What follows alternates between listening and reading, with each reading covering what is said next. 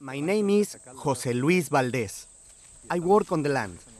Like most people here, I live locally, so we are very much in agreement with farming organically and not using pesticides, which could be harmful for our health.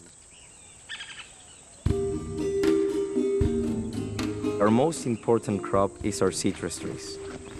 These are harvested when the desired compounds and all those great phytonutrients are present in the highest concentration.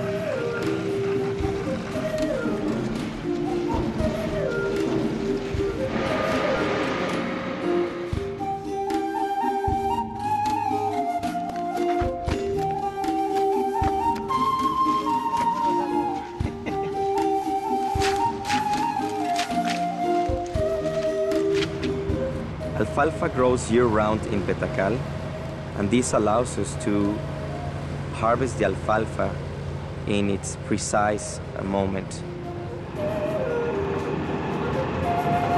It goes from fresh alfalfa to dry alfalfa without sacrificing its nutritional qualities.